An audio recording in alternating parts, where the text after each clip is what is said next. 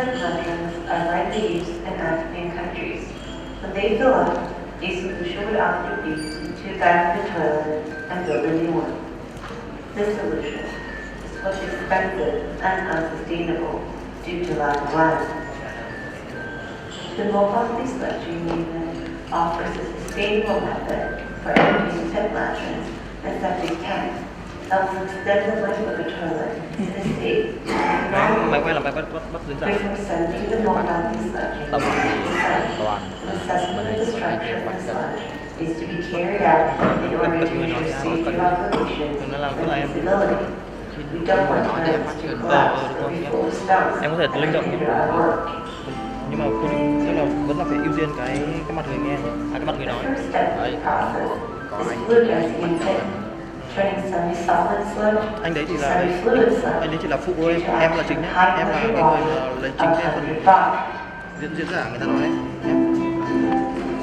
Next step is fishing out large rubbish out of the lanterns to prevent the suction from being blocked. This can be repeated twice or more if needed. The last step of the process is the section of Tiếng fluidized hiện trường hết sludge cho anh nhé. into a Mọi người tank. tiếng hiện trường hết nhé, bởi vì không có đường ấy.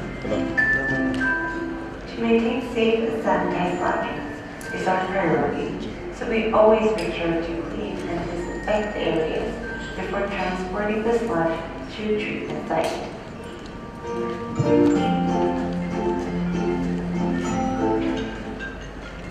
Tent lanterns. And the presentation today is not just about desludging its toilets, but desludging difficult sludge. So we define difficult sludge as sludge which has more than 15% total solids. Lots of small rubbish and large rubbish. And for those who are familiar with desludging, there's a difference between small rubbish and large rubbish. And also when the pit is difficult to access.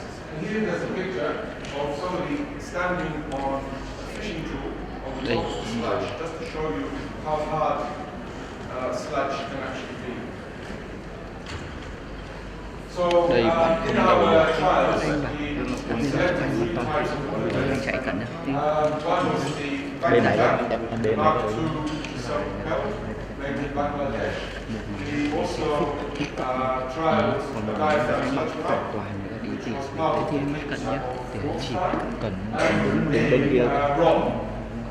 And the focus of the presentation today is the ROM. We found the ROM is high pressure, energetic, appropriate. However, we did a lot of modifications to it so that it would work with sludge.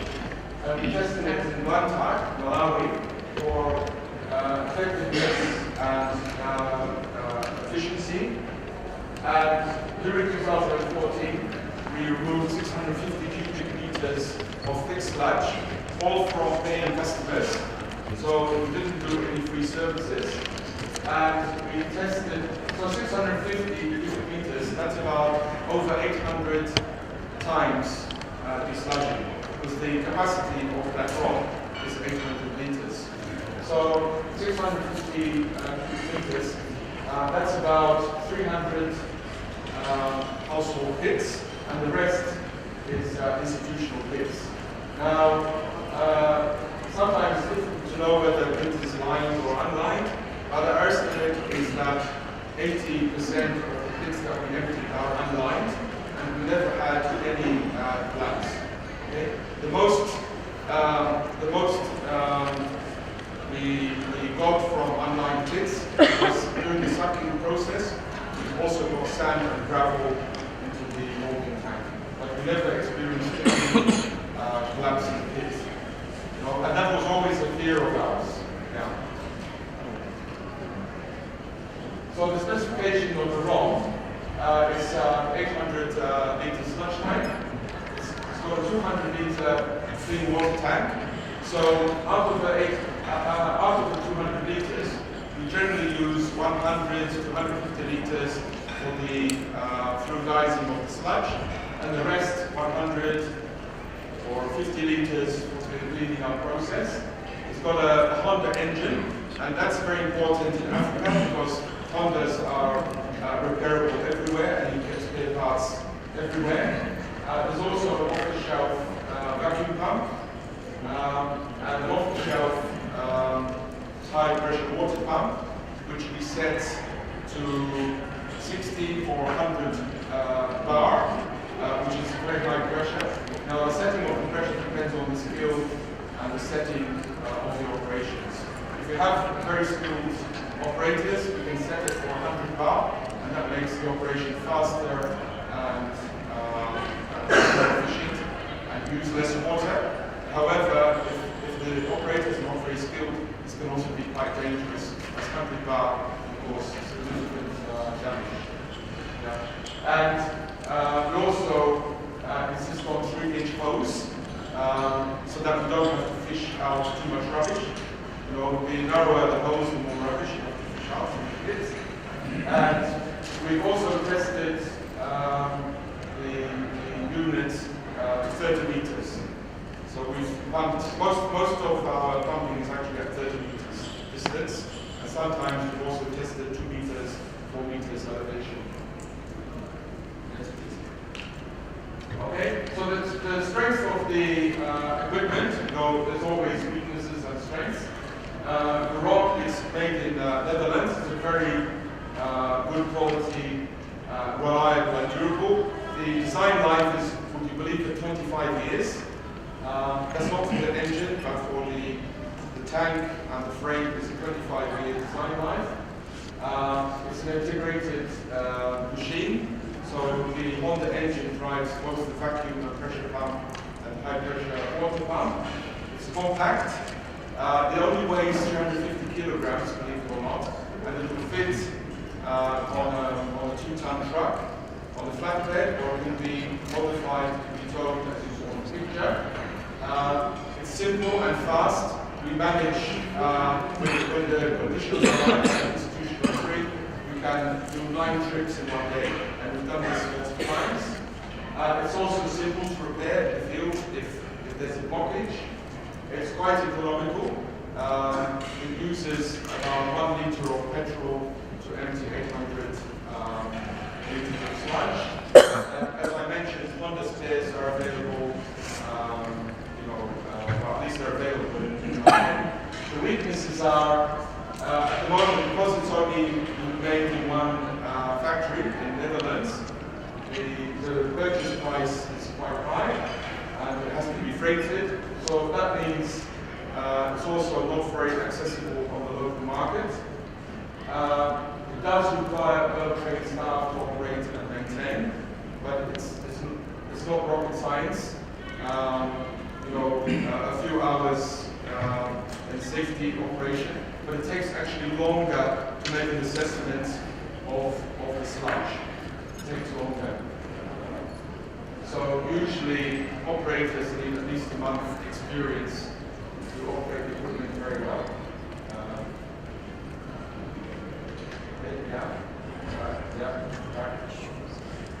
All right.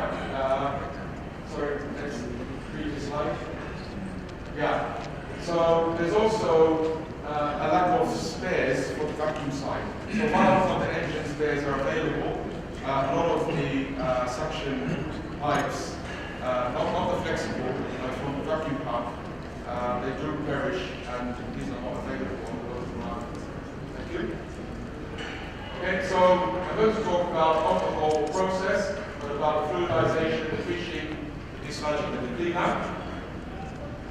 Okay, now fluidization, as I said, it's 60 to 100 bars, special nozzles, and most pits, out of the, we've got a database, out of 800 pits, most require 15 to 20% water. This is very important for reducing costs, but also, if you want to make a business, clients don't want to see you put lots of water, because they say, why am I paying you to put water in and take water out?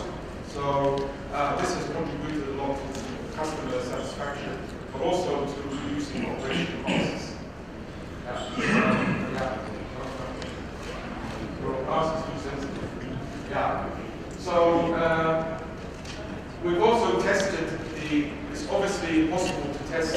sludge when it's in the pit. But once we've desludged, we've tested for total solids, and we found that the sludge that we collect in the tank can be up to 50% total solids. And we've also tested it on pits which have been abandoned for 2 years, 3 years, 4 years, and managed to rehabilitate them. The fluidizing process takes about 10 minutes, but very often you have to repeat it. It's fluidizing 10 minutes. The fishing can take 30 minutes, by which time the sludge, which has turned from semi-solid to semi-fluid, starts going back to semi-solid again. So if you do half an hour fishing, you need to do a very quick fluidization, sometimes twice, sometimes 3 times. Okay? And it's also used for cleaning back. So that's the fluidizing process, and you can see the special nozzle there, 100 bar. Okay? At first people think that we will damage the pit, which is unlined, but the sludge is so thick that the pressure drops very quickly. Because you put it in the sludge, you don't put it in the air. And the pressure is also used for cleaning up the sludge afterwards. Okay, next. Yeah. Now talking about fishing. Fishing, unfortunately, is the horrible part of the sludging. And in Africa, in Malawi, there's a lot of rubbish which is put in the pits because there's no solid waste collection. Okay? But there's two types of rubbish. There's trash. People have old shoes or old clothes they put in. But there's also secret stuff that even if there was a solid waste management collection system, that people wouldn't put in. And after emptying 800 toilets, you have a good idea of what people throw in, especially the secret stuff. So women put in menstrual hygiene cloths, okay? In Muslim areas, people put alcohol bottles, okay? A lot of people put in ARV, antiretroviral medicine bottles. They don't want their neighbors to see their own ARV. X-rays, you see all sorts of things. So sometimes people say, well, if we do public awareness, people won't throw the rubbish. That's not quite true. There's still the secret stuff thrown in the pit. Okay? There's also stones and rocks, from unlined pits, which during construction they can fall in. And the average amount of trash fished out is for a household pit, it could be 20 liters to 40 liters, depends. Institutional pits, 50, 100 liters. Next, please. So you can see sometimes the sludge is so thick that even a rock that size can be suspended. It won't be in the bottom, that will be suspended somewhere. This is the type of large rubbish which can block the intake of the 3-inch suction pipe, or even block the outlet of the disposal side. Okay? Now the good thing about vacuum is that unlike direct action pumps or diaphragm pumps with valves, the vacuum pumps are not sensitive to small rubbish. Okay, so this is the type of sludge and the type of rubbish that we get. And then here you see when we tried to discharge, it was blocked.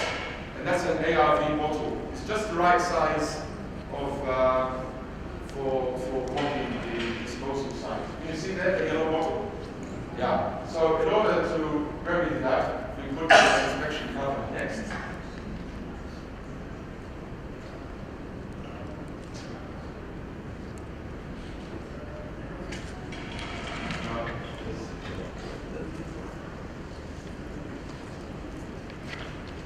So, like I said, we modified heavily. So instead of opening, removing the discharge pipe, we fabricated. Yeah. So the advantages of the equipment. So we have to look at for the owner-operator. That means from the supply side, we have to look at what advantages are there for the business operator. So the business operator, he can do 8, 9 trips a day.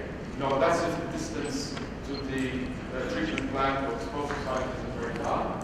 Okay? It's clean, it's safe operation. It's economical, doesn't use so much water, and it can dislodge most bits. So out of 800 calls, we only refused to do 1 call because we suspected the bit to collapse.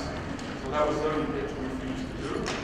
For the pit owner, it extends the life of pits. There's little inconvenience because there's, apart from the fishing, there's no leakages and no smell. And it's value for money because they see no water going in or little water in, and they see thick sludge going out, and they see the pit level go down.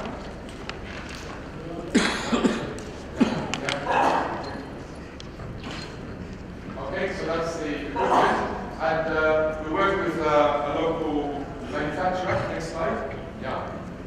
So they put it on the market with our modifications. So basically, the modifications that I described, increasing the tank size from 800 to 1,000 liters, and putting the inspection hatch and improving the nozzle design.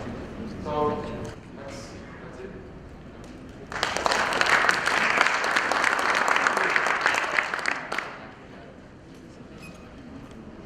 Thanks, you all. We've got time for a few questions while Sam gets up.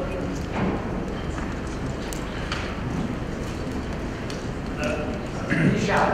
I'm trying to shout if everybody can hear me. Right, hi everybody, I'm Belinda from South Africa. Thank you very much. Thank you for your presentation. Just on a practical note, once you've done your fishing, and you've So I got, can't hear once, yeah. once you've done your fishing, you've got a combination of trash, secret and stones. Yeah. In terms of your ROM mobile desludging unit, what do you do with that waste? Because in the picture of the desludging unit, I don't see where that is being deposited and transportation and treatment. Yeah. Thanks for that question. Yes. So there's two scenarios. When the disposal or treatment site is very far away, usually it's buried on site. Okay. But when it's in the urban area, it's put in that bucket on the back of the pickup. But to be honest, even the wastewater treatment plant doesn't have that capacity to treat that site, because this still remains a problem. You know, the issue of the trash. Yeah. Another couple of questions?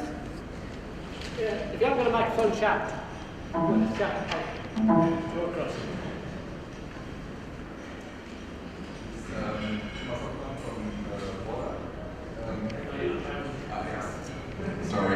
Thomas Hoffmann from Border.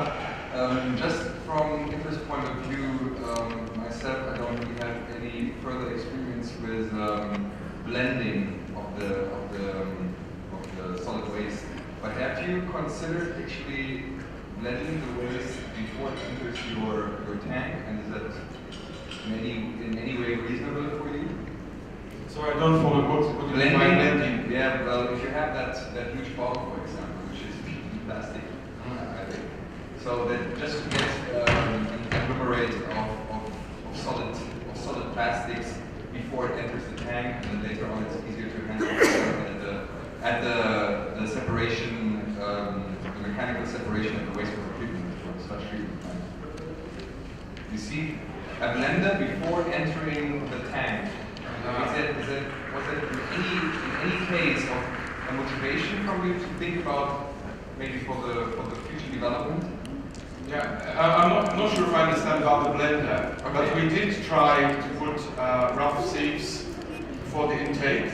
Okay. Now the rough sieves before the intake, they would be immediately blocked either by the large rubbish, but even when you fish the large rubbish out, it's within seconds it would be blocked even by the small rubbish. There's a huge amount of rubbish in the pits. I don't know if that answers. Maceration would be a better work on that. Okay, We can talk about blending and fluid mixes. Okay. Okay, all right. Like there's a macerator being developed. Yeah. The concern we have about the macerator is then what do you do with all these tiny bits of plastic? You know, we're not sure really what to do with that. Yeah, but also it would add. Then you need 2 machines. Yeah, yeah. But we have been requested to test the macerator. Yeah. Okay, next question. My name is Francis Reyes from North Carolina State University in the US. So you mentioned that the price was quite high, the equipment. The purchase price, Right. So I guess we were encouraged to ask the scale-up question. What is this feasible in terms of scaling up for a business?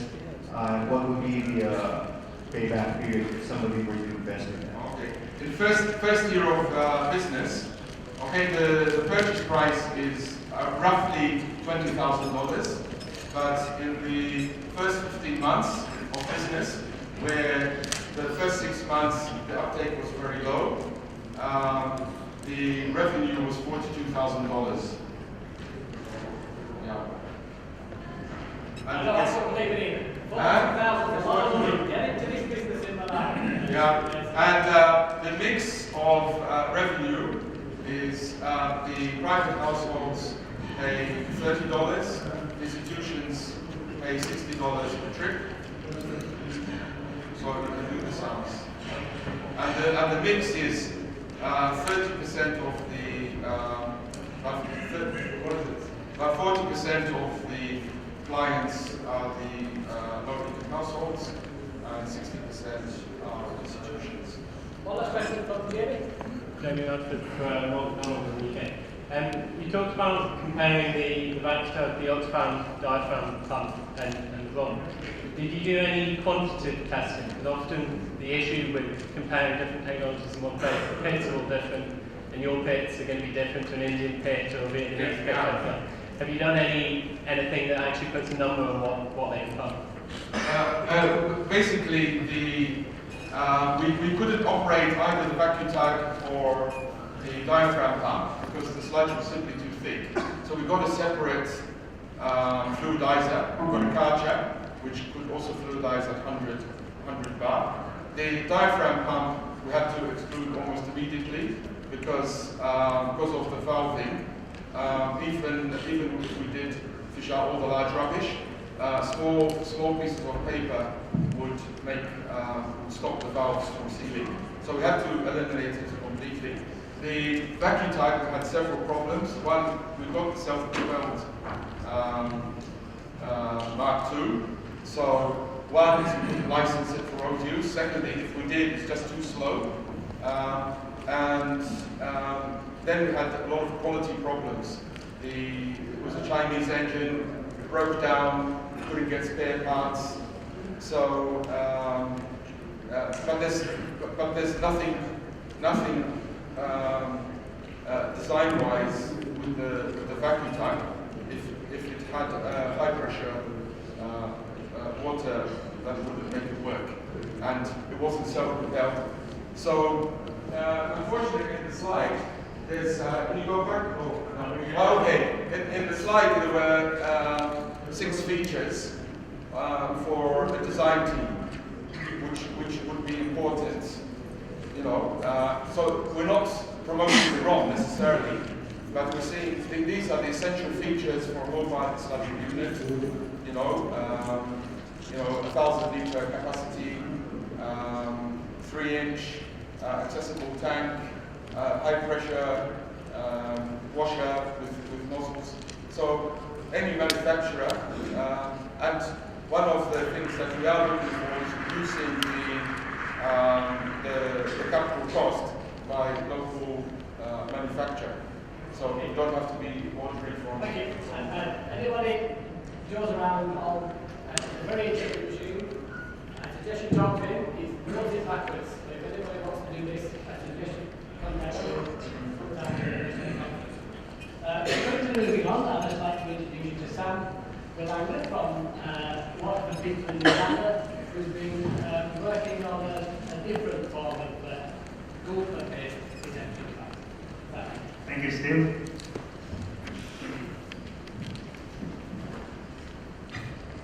My name Samuel Malinga from Water for People Uganda. I'm going to present about dislodging, low-cost dislodging pump in Uganda. Brief introduction. Water for People Uganda, we try to develop sanitation technologies and water which are affordable for everyone. Provide to different communities, including urban and rural areas. Water for People Center mainly handles sanitation technologies. And we're a group of Nếu mà đầy thẻ đưa anh có ngay nhé. engineers, some from số 3.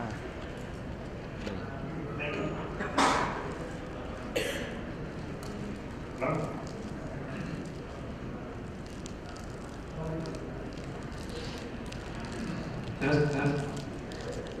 Test. We can hear you quite well. We're a group of engineers, we have engineers, we have borders and Ugandan engineers. We try to manage and drive forward the development of affordable, improved sanitation technologies to a point where they can be adopted and owned by the private sector operators. So I'm the lead person in extraction and everything. Currently in Uganda, we have a GALPA 1 and a new GALPA 2, popularly known as RAM. The GALPA 2 has the principal of its operation has the outer casing which slides up and down, forcing slide into the pump without sanction.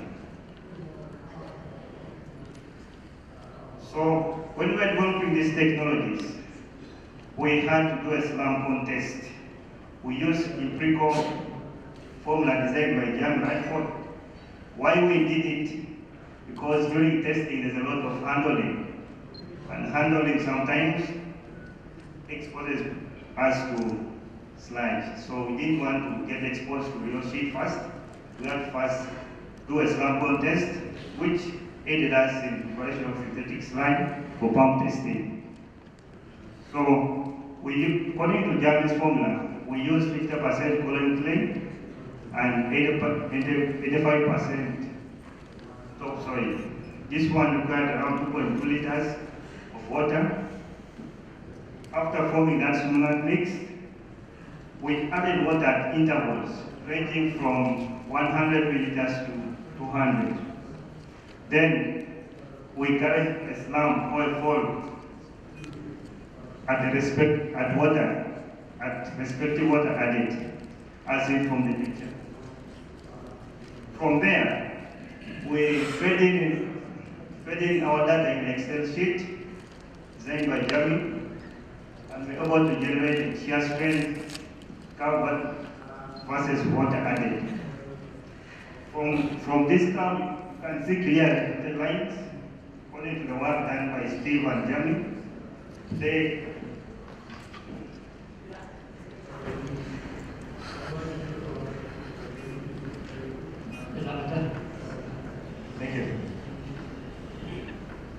Thank you.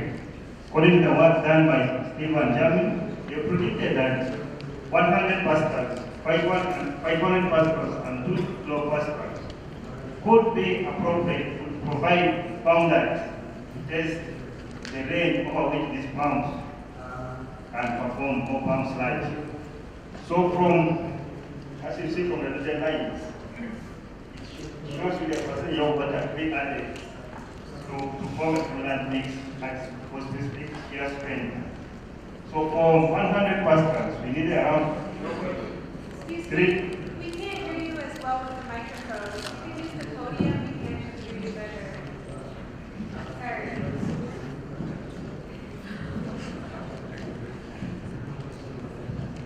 Thank you. Thank you. So for 100 pascals, we needed around 3.2% of water, and for 500, we needed around 0.28% of water. From this, we're able to mix 3 barrels of sludge, and we tested our pumps. Next. We mixed 3 barrels one for 100 pascals, one for 500 pascals, and 2 kilopascals. From this, we tested our pumps. The first pump we tested, as you look at the first picture, we had to lower these barrels down and set up a slab, then a splash factor, emulate a bit like environment, because we designed these technologies putting into the factor that they have to be used in a real pit. It should not be big. It should fit the size of a real pit. So that's why we tested in a real pit, something to be like a real pit. So when we tested a gun part 1 and a gun part 2. Next slide.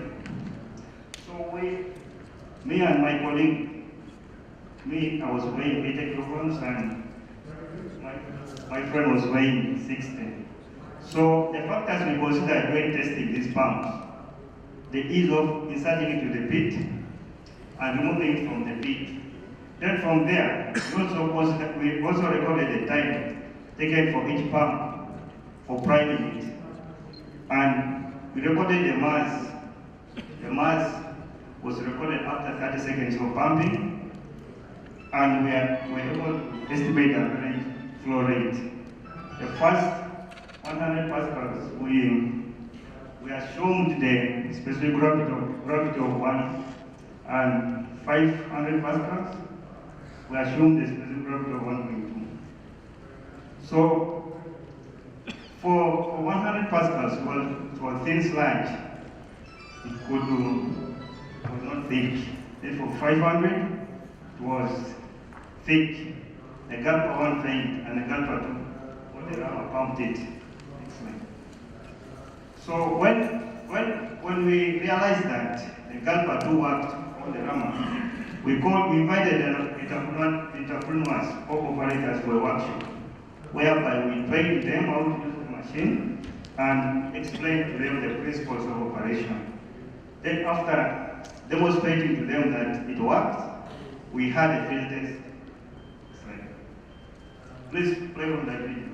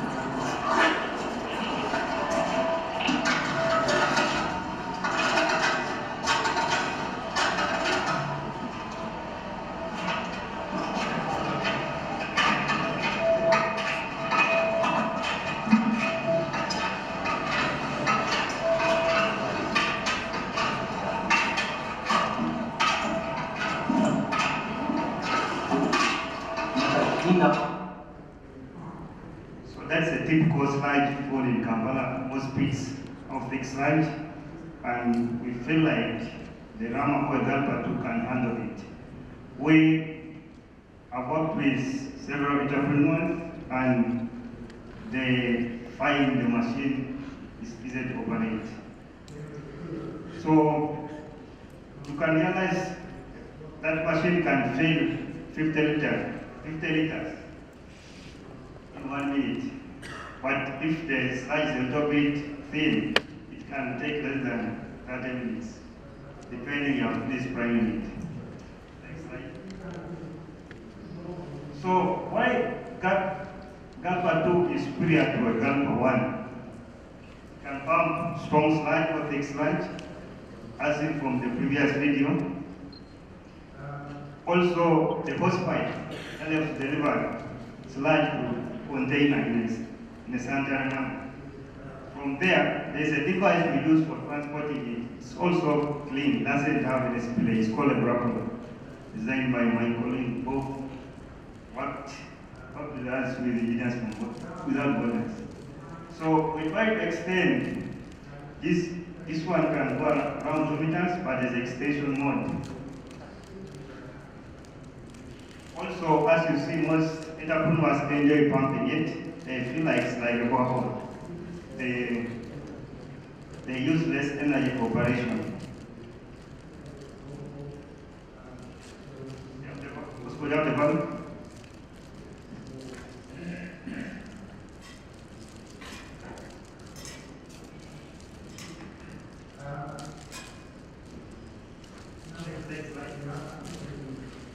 The challenges we face in the field, most pits have rubbish, the treacherous materials. I think my previous speaker has mentioned about it. But this valve is called a gas valve. It allows rubbish, the moment it passes through this spacing, that rubbish will flow the container. But it's only suitable for strong sludge which is thick, but for water it has a tendency to escape. So there's a butterfly valve. If you pass outside there, I can show it to you. But we feel this is recommended for pits filled with rubbish, and it should be thick. So also, very many times we have designed these machines according to the standard specifications, but when you go outside there in the field, find some pits are really substandard.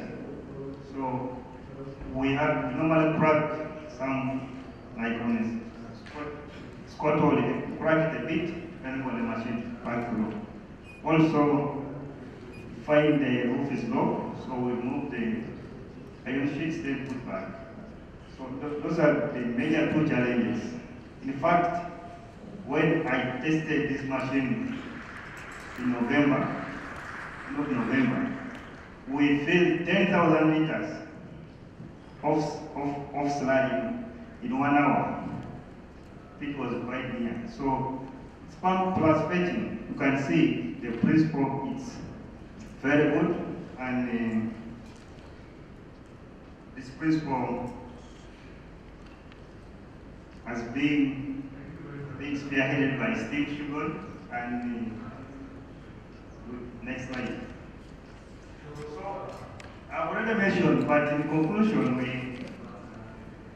we have recommended that 50 by 50 spacing butterfly valve should be it's suitable for all slide, for slide, big slide, as long as there's no rubbish.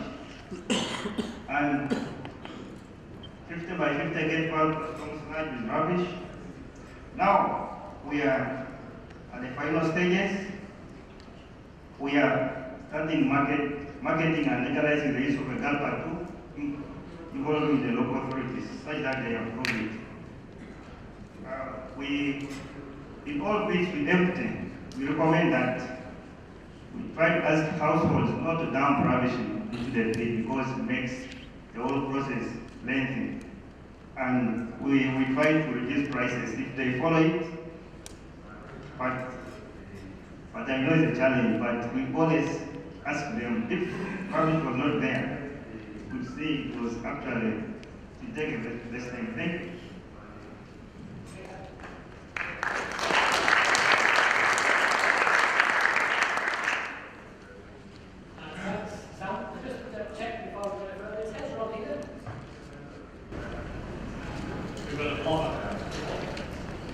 Okay, questions for Sam?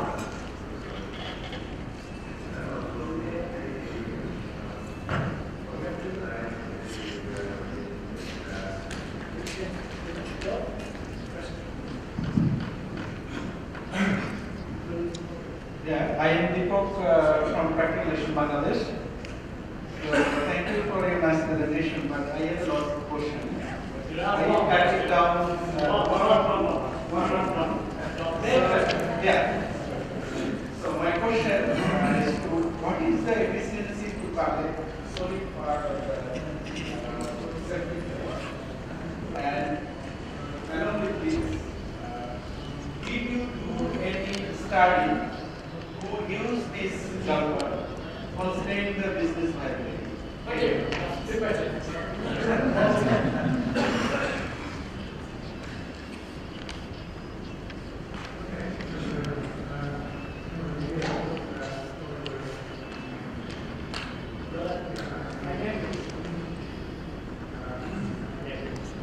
Hello, my name is Daniel Renda from Malawi.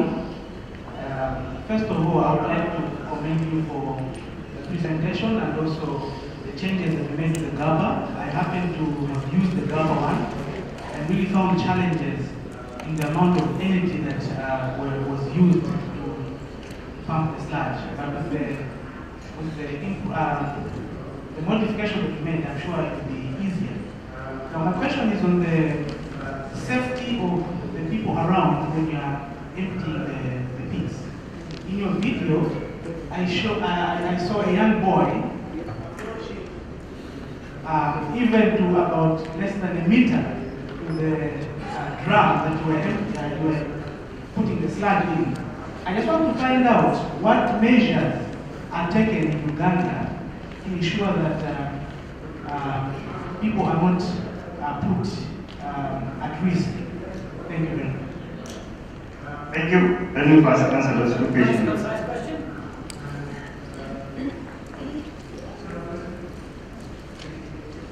Thank you very much. My name is Wells from Malawi. Once again, thanks for the presentation. In your presentation, I saw that as engineers, you've been working with entrepreneurs in terms of how you're developing technologies. I don't know at what level were you able to involve or to engage the end beneficiaries of the technologies. I'm asking this considering that even in my country, Malawi, we see that people are very reluctant to spend on sanitation. So if we develop a technology for sanitation, how sure are we that it's going to be taken up? I'm thinking of a biblical principle of John the Baptist. John the Baptist was there first to prepare the way. So how best are we able to prepare the way for the acceptance of these technologies in the community? That's CCAP man, I think. Okay, well, just want to make sure we've got enough time for all the presenters. Thank you for your question. About the business models, we have two business models. There is pick and pick up. So actually, we have tested several business models on this technology. Ideally, if you are an entrepreneur, you can get roughly $20 per operation. That's if you remove 6 barrels of sludge, 250 liters, you can get that.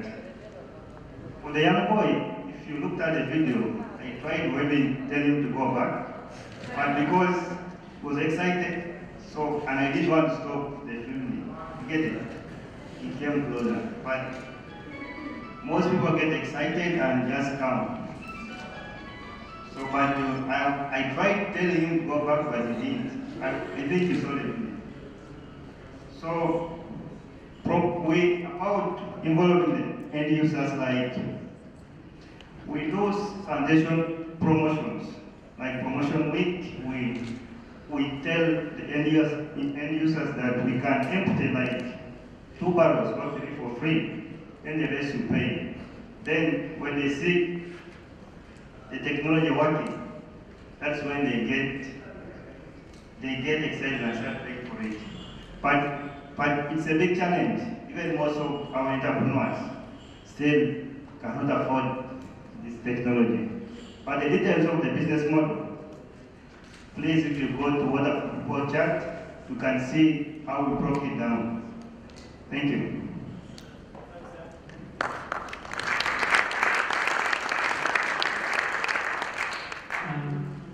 There's a lot more to attempting technologies and all issues around business models, which is another big long session. And of the issues that we have had is the adoption of the rammer. Why would an entrepreneur take on the rammer when they think they've got a perfectly good filter? Occupational health doesn't seem to play much of a part in the entrepreneur's team. So now, quickly on and introduce you to Jonathan Annis, who's going to give his experiences of working in. Appreciate it, Steve. Thank you. Good morning, everyone. My name is Jonathan Annis. I work for CARE. I spend most of my time working on a USAID-funded project at Washington, D.C. called Watch Plus. And I'll be talking today about some experiences that we've had over the last 2 years or so in trying to professionalize traditional people sludge handling practices, but doing so with very low cost, very simple technology to Madagascar.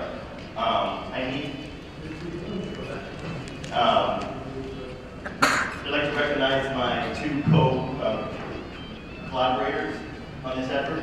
One is Xavier Grass from the Pacific Foundation, and the other, whose name isn't mentioned here, is Francisca from the organization Crotros out of the Netherlands. So, just to give you an idea of current fecal sludge management practices here in Madagascar, about a third of the population lives in urban areas. There are no sewer systems on the entire island. All of the latrines are on-site sanitation and require some sort of fecal sludge management. There's about 10 fecal sludge trucks, but the majority work in the capital.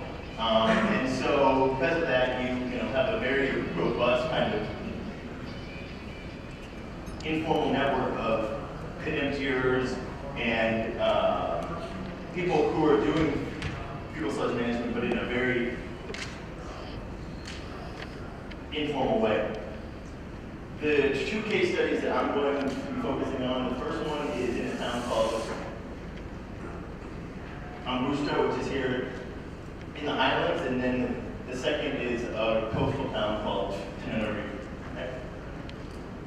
So here in Ambusta, the USAID and Watch Plus wanted to kind of have the first forte into professionalizing fecal sludge management that we believe has happened on the whole island. So we wanted to kind of start small and start in a place that we already had really strong relationships with the municipality. So this town is a regional capital, 40,000 people. We did kind of a baseline survey to understand what the traditional practices were. Found out that pretty much 100% sanitation coverage. 82% though used dry pit latrines, and the rest were with septic systems. And so what we did together with Practica is we recruited a local entrepreneur who expressed interest in learning with us, and then we designed an entire fecal sludge management chain from the extraction to the transport to the dumping. So I'm not going to talk about the dumping here, but the end use for this sludge was simply to bury it in a site that we got from the commune and was designed specifically for that use. Okay. So in terms of tools of transport, as I said, we were looking at very low-cost technologies, ones that could be manufactured there locally, there in Busto, or technologies that existed in Tenerife that we could purchase. So in terms of the tools, we looked at Golfer. Our experience was very similar to the previous speaker. Had a lot of problems, particularly with pit latrines.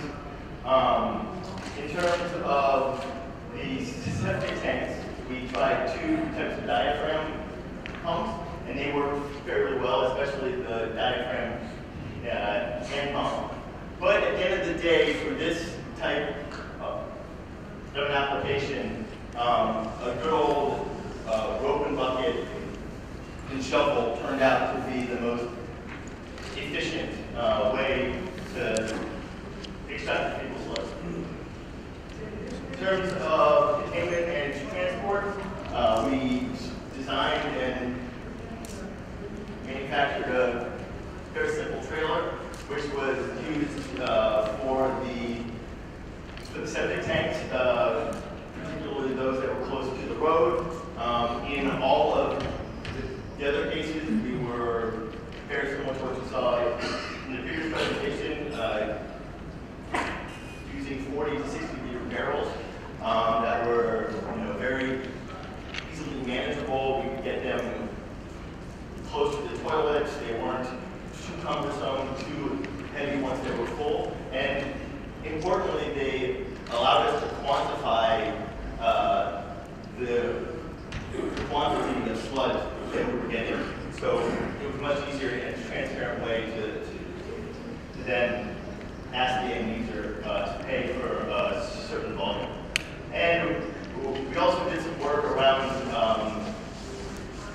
optimizing or retrofitting a simple hand cart, which is found around that, and that was really helpful to take the full barrels back to the main road. So this was kind of just like a pilot learning by doing study, and so what we learned in about 6 months working with this private entrepreneur, we treated 84 cubic worth of sludge. We found out that the transport and the human resources cost were really the driver of cost for this. What we were able to reasonably charge for a tariff was $34 per cubic. And we did some modeling to come up to find about 20 cubic per month would have been the break-even point. Unfortunately, because of the nature of the service provider who we chose at the beginning of the process, they were not all that interested in continuing the service after the pilot. This was a woman who, she was a road builder and she was into building schools, and so the profit margins that we were able to present to her with this service were just not very attractive. However, very shortly after we were done with our work, I started working with Protos to replicate and scale some of the thinking that we had done. In the coastal town of Tamatas, this place is very, very different from the previous site. It's on the coast, in a place with heavy rainfall, a place with very low water tables, and a place with very diverse types of filtering. So we did a baseline study and we found, as opposed to the 2 different types that we had at the previous site, we had about 4 different types, all around 20 to 25% of all of the things there in Tamatas. And the potential volume for this market was considerably higher than what we had seen before. And so when you looked at it, what we found was that there was really a fascinating kind of scenario that it had been playing out there in Tamatas for many, many years. We estimated about between 200 to 300 informal workers who would be called upon to simply transfer the sludge out of people's full latrines and to rebury it somewhere on their same plot of land. We discovered that there was one private operator that had 2 different types of trucks, but that he was only treating a very, very small quantity of the total volume of sludge that was there. So what Patrick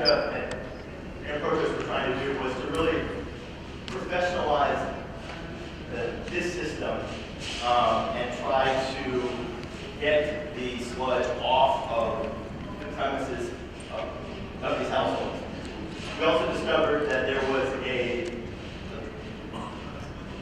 private treatment plant that was being run by a local mining company, and they agreed to take the sludge that we were able to extract from this part. Next, please. So without going back into the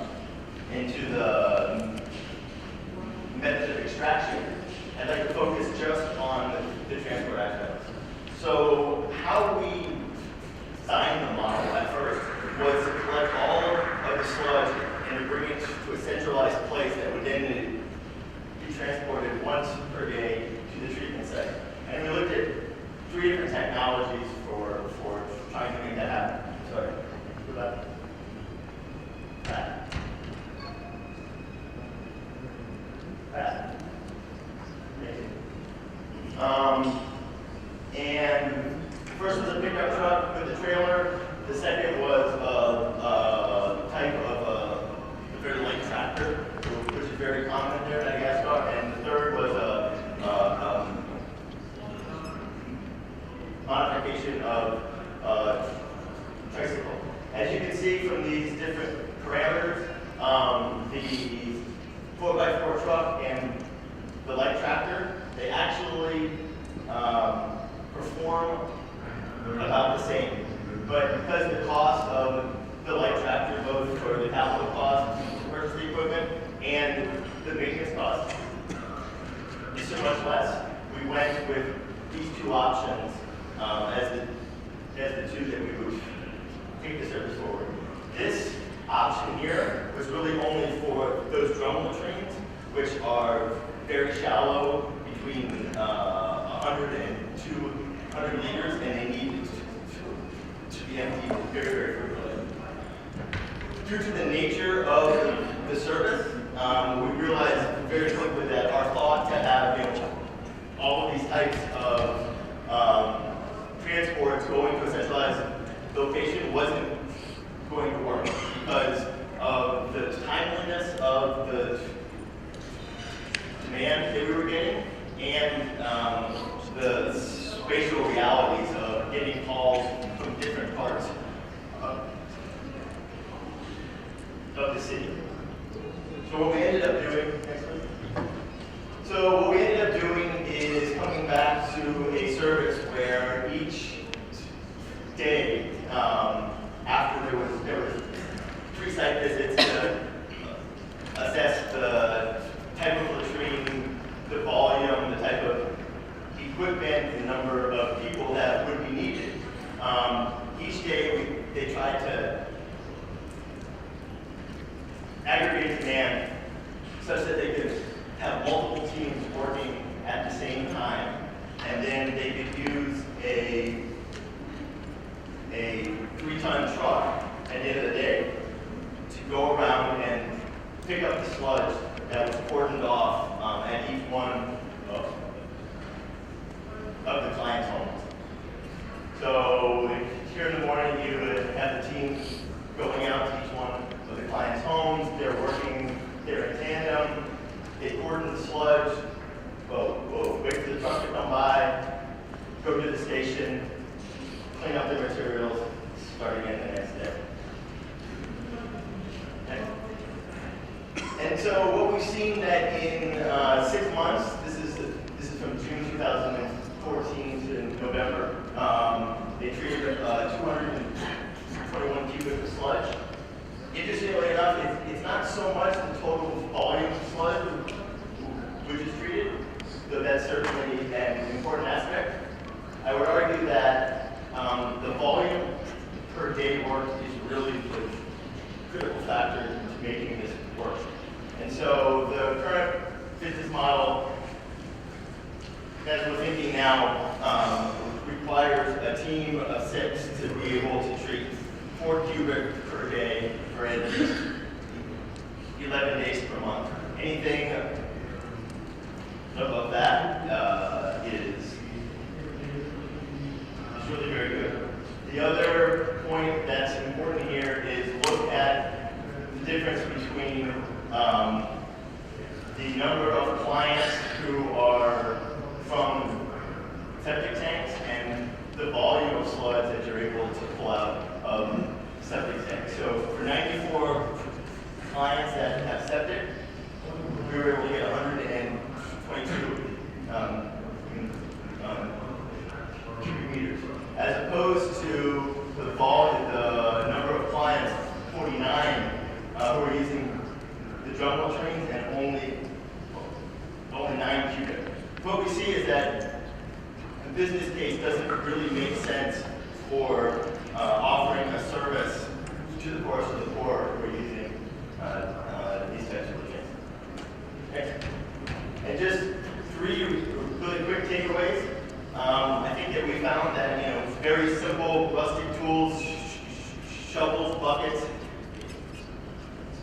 and barrels can be effective in starting up a sludge management program. The next step would be a standardization and simplification of the types of the pits that we're using, so that we didn't need to consider so many types of technologies for each pit that we're using. The second point is that, particularly for the case, their automata, equipment, and transport options are available locally. We have an entrepreneur who's going to be taking over the service of their automata. He'll be essentially buying the business plan for about $4,000, and that's going to cover really all of his startup costs. So for relatively low startup costs, you can start this business. However, it's really trying to get the market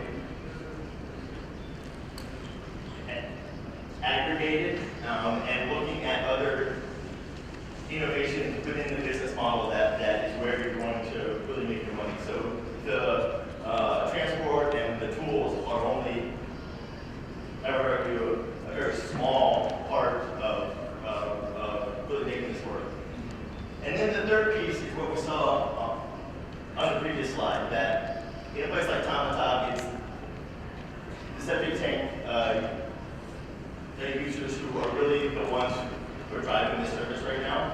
And as the speaker from the World Bank said this morning, as we look ahead into the future and look to the Sustainable Development Goals, we're going to be asked to try to find ways that we can get into serving the poorest of the poor.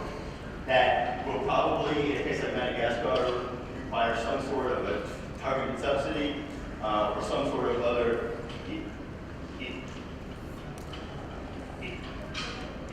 incentive structure, because at this point it just doesn't make very good business sense. Thank you.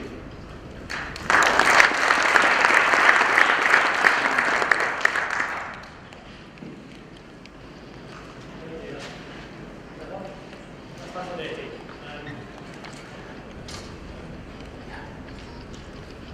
Lots of good points came out there.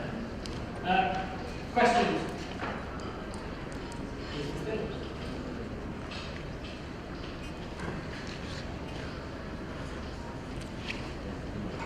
Thank you, Jonathan. So it's David Stoll from Partners Development. Thanks for your interesting presentation.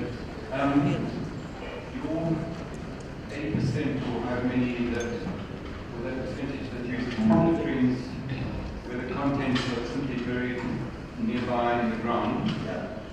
Are you trying to change that practice, and if so, why? Because Wednesday morning I'll give a talk about quite a lot of work we've done on trying to look at the concept that that pollutes the groundwater, which most of the time is not true. Yeah. That's a great point. So their automata, the cut table is between half meter to a meter and a half feet. So yes, I think that you do have some potential issues with groundwater contamination. Their automata, they use what's called a pump tanning, which is just like a pitcher pump. And essentially every house has a pitcher pump. So you're really never more than 3 to 4 meters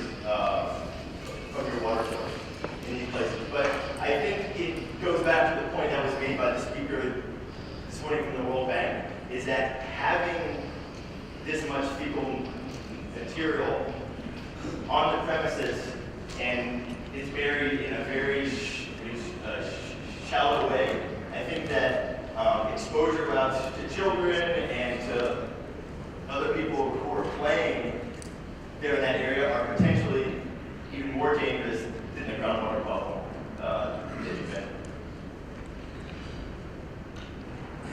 Thank you. Thank you for your presentation. I work on the same project with Sam, and you made a comparison between the diaphragm pumps and girl pumps. In Uganda, we tested the diaphragm pump on some of what sludge and was not doing well compared to the girl pumps, so I tried to make a comparison based on the native thickness of the sludge. So for us, the diaphragm pump was really only septic. The septic systems, it didn't work any better. Perhaps it was even worse for the pit latrines.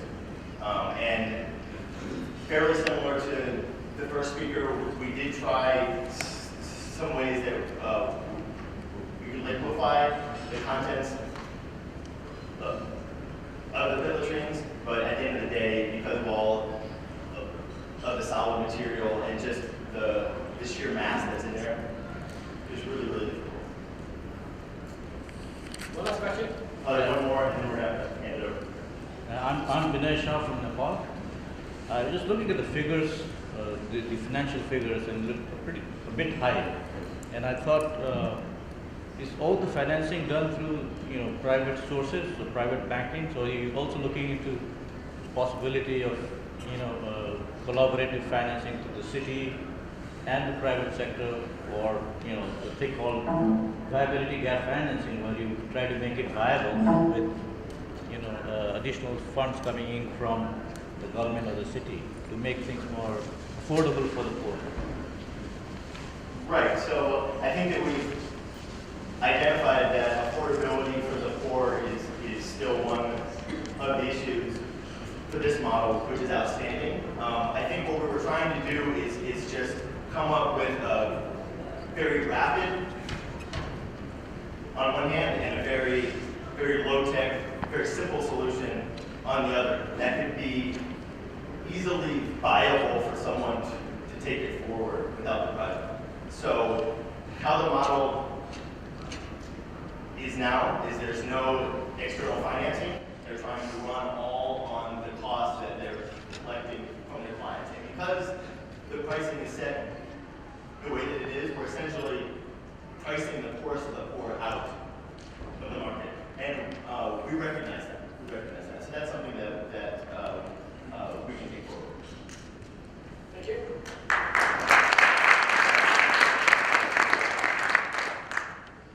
Good morning, everyone. My name is Sebastian Tillmans. I am here representing Resource. And I have two objectives for today in presenting this research. The first is to introduce and define container-based sanitation as an alternative to fecal sludge management, in particular in areas where there are no roads and it's hard to bring a truck to empty the waste or a vehicle. And the second is to introduce the idea of using a mass balance approach to assessing the effectiveness of a service. So we heard from earlier speakers today about how there's a strong correlation between density, urban density of the population, and fecal exposure. So really our objective in fecal sludge management is to reduce fecal exposure, reduce the sheer mass of material existing in an urban environment, fecal material in an urban environment, remove that so it doesn't, so people are not exposed to it. So to quickly go over some of the challenges of non-sewer, non-network sanitation today. One is, in dense urban sludge, we often have a very limited amount of space, so we tend to promote public toilets as a sanitation solution. The problem with those, of course, is that there's a lot of administrative problems, tragedy of commons, they're broken down, or they're closed at night, which limits, of course, the amount of feces that you can capture in these toilets. And then with pit latrines, as my predecessors have so thoroughly demonstrated, it's extremely challenging to empty those pits and actually remove that waste in a hygienic and effective way. There's another actually nuanced challenge with private pit latrines, is that in dense urban slums, in areas where the residents are dominantly renters or squatters, there's a lot of turnover, so people have to move frequently, and it's very hard to get them to invest in a fixed asset like a latrine that's either going to raise the land value, the property value of their landlord, or and they're going to have to leave it behind if they get evicted or they have to move on.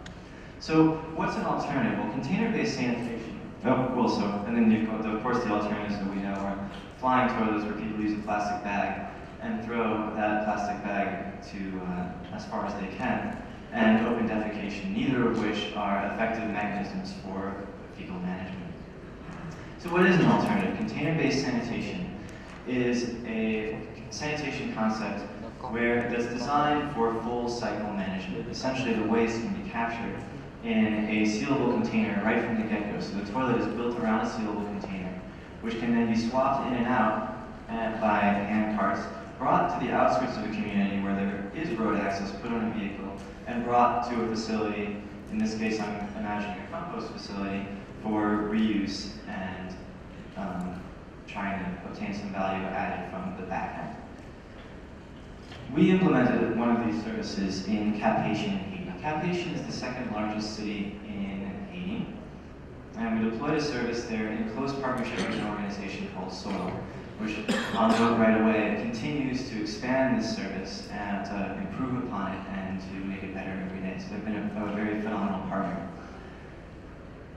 To give you a sense of the community where we worked in a community called Shadow, which is an informal or illegal settlement within Cap-Haïtien. It's got no roads, no water supply, no sewer service, and it's essentially at sea level, which means that even if there were pit latrines, the pit latrines that are there become these very effective shit-spreading devices every single time there's a flood, which happens very often in this community. And there are also 3 public toilets there operated by Soil. Okay? Those public toilets are actually operated as container-based toilets. Specifically, these public toilets that we call the sort of premium public toilets, they're free to use, so there's no barrier to using them in a financial sense. They're open long hours, from early in the morning to late at night, and they have a paid attendant that's making sure they're both safe to use and clean. What we deployed is a household container-based, these are, I should specify, are urine diverting toilets. The feces and the urine are captured in containers that are underneath the slab, and those are swapped out as soon as they're full and brought to the compost facility. We deployed a household level service, which was also built around urine diverting toilets. So the feces are captured in a 5-gallon, 20-liter container, and urine is captured in another separate container. The users cover their feces with dry cover material called bonzo d'air, that's Haitian Creole for good smells. And it's a mixture of crushed peanut shells and dry sugarcane bagasse. Twice a week, we have a collection service that comes and swaps out those full containers of waste for clean ones.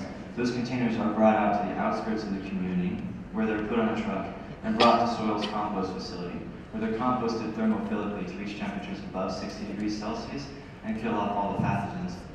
So that they're then able to use that waste, that compost could then be sold as a value-added fertilizer.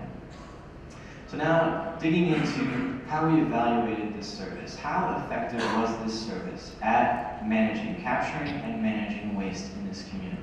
We can break that question down into more detailed questions. The first is, how much waste is actually being produced, and where and when is it being produced in this community? To answer that question, we deployed a baseline and endline survey. So we interviewed 150 households, a little bit less than 150 households, before the deployment of the service and after the deployment of the service. And we also interviewed a control cohort of households in the same community that were not going to receive the service, but also on a before and after. We also conducted public toilet observations where someone actually counted the number of users using these public toilets and weighed the feces containers at the beginning of the day, at the end of the day, and whenever they were swapped out. The next question we had to answer is, how much of this waste are we capturing? To do that, we tracked the operations of Soil service, and I'll get into a little bit more detail of that. And finally, we were interested to see how much it cost, even though this was a pilot and the costs are probably not representative of what was going on at scale. So that we tracked Soil's operating expenses during this service. To give some detail, and this is where we start talking about a mass balance approach on how we were tracking the service. You can think of the compost facilities, the receiving facilities. We've got containers with covered material getting delivered to the public toilets and the household toilets. And then we've got containers full of feces and covered material returning to the compost site. So in engineering speak, if we draw a control volume around our compost facility, we can actually measure the amount of material coming in, subtract that from the amount of material going out, and we end up having the massive feces that we're capturing, right? So here's my equation for the engineers in the room. So that's basically saying that massive material in minus massive material out is the mass that we're processing. So in the public toilets, we observed these public toilets for a total of 15 days and found that the public toilets have about 1,300 users per day. And we're actually, because we could count the number of users per day and the amount of waste that we captured in every given day, we got a very refined sense of what is the weight of a single defecation in this community. It's 163 grams, with actually very tight error bars. Taking that number now, we can also look at where and when is the waste produced, our data from the household survey. So what we find here is that by day, about half of residents are reporting using these public toilets. And these are, remember, these are great public toilets. They're free to use, they're clean, they're safe, they're conveniently located, they're open log numbers, right? And we're only getting 50% use. And then, at night, that number drops down to 29%. And the difference is actually made up in these dark red categories, which are flying toilets and open defecation. So people who can't use the public toilets at night are defecating in bags or defecating in the open, which is the exact opposite of what we want to happen. Now, after our service, what we found is that we have very, very high rates, 80%, more than 80% by day and by night, using the household container-based sanitation service. And the other exciting part about that is that you see we dropped the reported use of flying toilets and open defecation to almost nothing. Now let's collapse all of that into an actual mass, in terms of mass. What is the share of mass that this service is capturing in this community? So at baseline, in this community, container-based sanitation through the public toilets was managing 46% of the feces generated in this community. So that means that more than half was ending up still in the community. At follow-up, we moved that number up to 85%. So we're actually reducing the amount of unmanaged feces in this community by a factor of 3.6 through this service. Almost all of that gain was through deployment of this household container-based sanitation service. And I'd be happy to talk to you about the reasons why I think that is. And if we look at the share of feces that are unmanaged, how they break down, a portion of that is pit latrines. And the problem with pit latrines in this community is that when it floods, that waste is spread around the community. And the few pits that are emptied manually, there's no place for that waste to go, so it just gets dumped into the nearest canal or ditch. So it's not getting managed appropriately. But what we're seeing here is, again, we're dropping the mass of waste that's going to flying toilets and open defecation to almost nothing. That, I would say, is your most hazardous shape. And this service managed to almost eliminate it. So this service was a pilot. It was we initially deployed it to 150. We offered the service, and we initially built 150 toilets. 135 households actively used the service. We collected 650 kilograms per week from them of feces, so that's already taken out the cover material. And at a pilot cost, we did this at about 96 cents per kilogram of shit.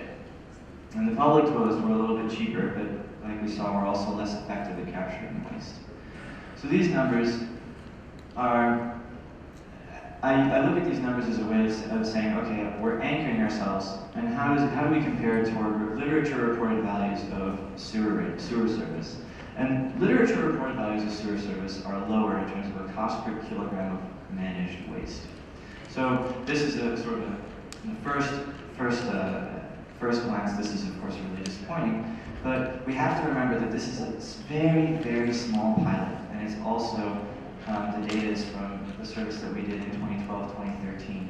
So our partners of Soil have drastically reduced the cost of these numbers as they refine their operation. But I think the important point to see here is that a large fraction of these costs are actually fixed costs, which means that as the operation scales up from 135 households to the kind of scale that Sewerage enjoys, you would see the numbers drop considerably. So those are the main findings.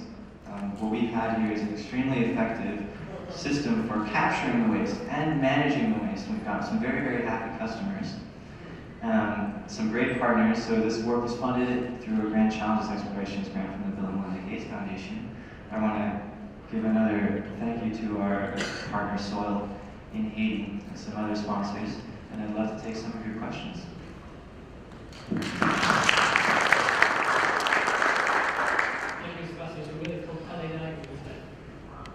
Questions? Thank you for that next presentation.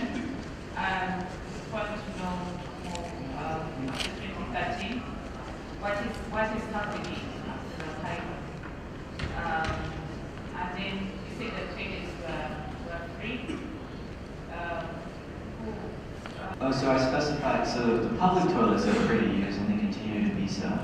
The household service, we deployed it actually as a 3-month free trial, where, so for the 3 months that we observed the service, it was free for households to use. Afterward, it converted to a monthly subscription service. So every household had to pay a monthly fee to continue to use the service. And what we found there, I'm scanning the room to see if Sasha Kramer, the executive director, there she is at the back of the room. What we found is that there were very, very high payment rates. So at the end of the 3 months, users in this pilot had the option of renewing their service, continuing their service, and paying for it, or returning the toilet and no longer participating in the service. And I think the numbers were above 80% payment rates for the service. And so what's happened since then, again, Soil is the members of Soil are the best people to talk to. The service has continued to expand as a paid service with very high rates of payment from households. Can you say how much they're paying? In Cap-Nation, the original fee was $5 a month per household. $5 US, so the equivalent of $5 US.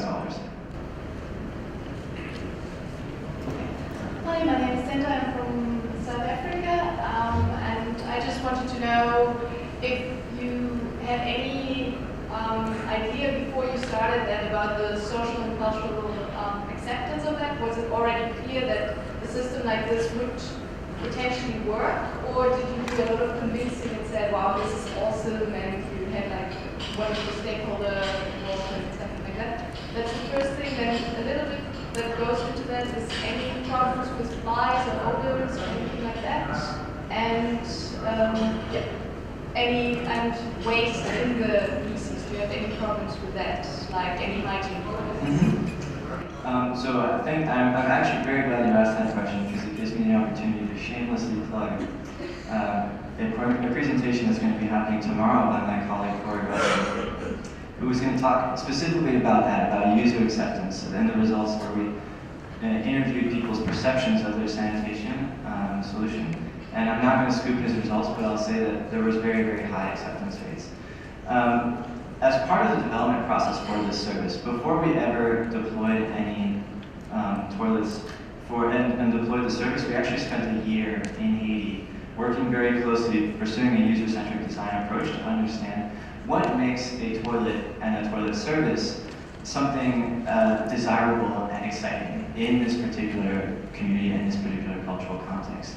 And so there's a reason that this toilet is all white, that it has this white toilet seat on it. And that's basically based on our research that we conducted in the community, where we found that in Haiti, a flush toilet, a white flush toilet, is called confort moderne, which means modern comfort.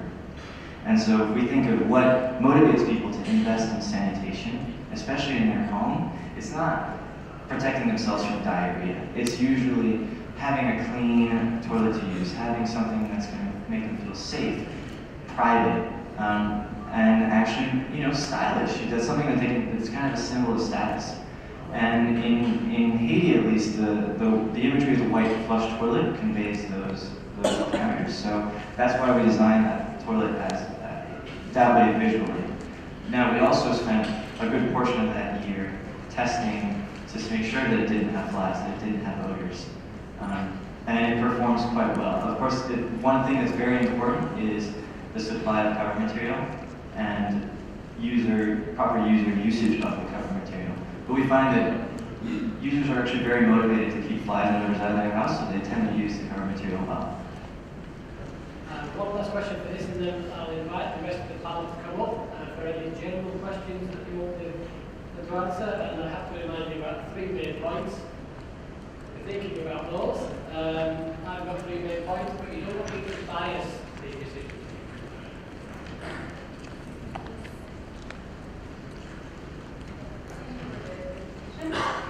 Just had a small question about the slide 14. It's between the difference, I'm wondering, do you have the period of time between? Between baseline and night? Or between night and day? The period of time between the baseline survey and night. Sure, yes. So this is 3 months. So before the start of service, we conducted the initial survey in September and October of 2012, and we came back for a follow-up survey in February of 2013. Okay, stand up, Joe. Sam? Well, okay, it's starting then. We're not taking much longer. What's basically about that is you've got 3 free public latrines in the daytime, and you're not getting 51% usage. And you're still getting high levels of open defecation and flying toilets. I mean, that to me is anybody who sees public latrines as a solution for our community should probably do some of that type of research. So I think you'll find that from now on we've got 4 great presentations, and everything after this will be downhill. I'm sorry about that. But I do invite general questions for the audience.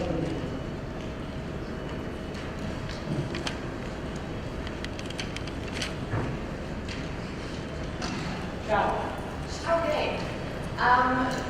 Especially regarding the researching, when you think about the way forward, do you say pit latrines, we should keep on doing that? Or do you rather see that your researching technology is something that at the end has to phase out with the pit latrines in general? Do you think that there's a future, or is it more something that you say it has to be in place now, but we should move away from that? So is there a future in these countries? I know it's a bit, to stay. You predict your own death, basically. We like that. That's one topic. I would hope it's just a temporary solution. Yeah. Thanks. Yeah. I think it's just the needs that we have to meet, but I think we should move away from that. I'll speak from the perspective of container-based sanitation. One of the big motivations that we have for container-based sanitation is the waste is already in the container. You don't have to worry about that difficult transition step. I think that as we think about very long term, well, can we have universal sewerage? Because that would be the only alternative to having pit latrines. And I think that requires universal water supply. When we have, if we were to have universal storage, the question is there enough water for that? And is that the most appropriate economical solution? And I think that in sanitation planning, we should think of the city in terms of a menu of sanitation options. What makes the most sense in a different scenario, in a different context? So there's areas where pit latrines may make sense to be done very hygienically long term. There's areas where container-based sanitation may make the most sense. And maybe we want to start managing our feces with organic solid waste. That's a different kind of waste. It's something that was actually started talking about in planning sessions. So I think that we although sewers are certainly a great a solution that works well, they're not necessarily the only solution. I think dislodging can still remain. Depends from your country, from the level you are in, because it's hard to do without it. And I think it should be like they should have a specific depth of the pit, like maybe this standard meters deep. And the standards should be made for these pumps, and also when it is empty, I think the users should stop dumping in the plastic area. It will be easy to use, like these pumps and this way. I think it has to continue for some time. Yeah, so it's a real marriage between the type of the sanitation facility which is being used and the type of tools, right? So, you know, in the case of Madagascar, it would be great to eventually think that we can move to a more hygienic, perhaps, type of desludging. But I agree that, you know, in the next 20 years, in the next 30 years, I see desludging as still being a reality. If we look at some of the ship flow diagrams that the woman from the World Bank was presenting this morning, there are lots of cities with over 80% of their fecal sludge isn't being managed, and it's not going to take a quantum leap to sewer systems anytime soon, I don't think. So how can we desludge in a way that is more hygienic, but yet still affordable, so that all parts of the population can have a toilet system? Unfortunately, from the population point of view as well, small towns are getting bigger, cities are getting bigger. It's hard to actually see us keeping up, never mind getting schools.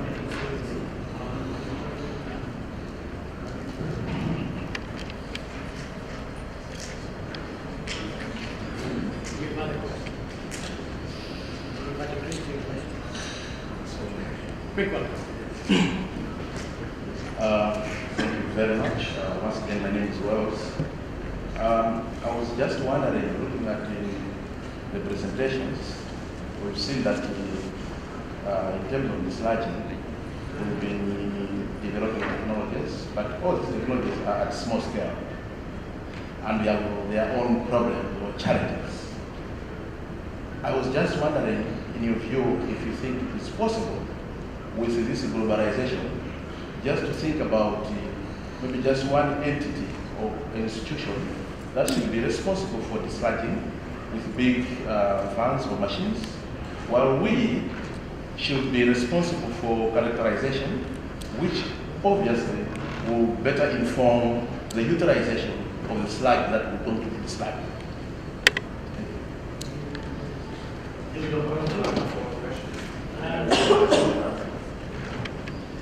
Are you saying that is it one? Are you saying that we should be pulling out and leaving it to one specific entity within a city to do all the desludging? Private sector? Yeah. Okay. I think I'll try and answer that one by myself. The market's not working. Okay. There is this theory that the private sector will fill the void and will seek out economic solutions wherever they're possible. Those economic solutions are there, and the void is not being filled.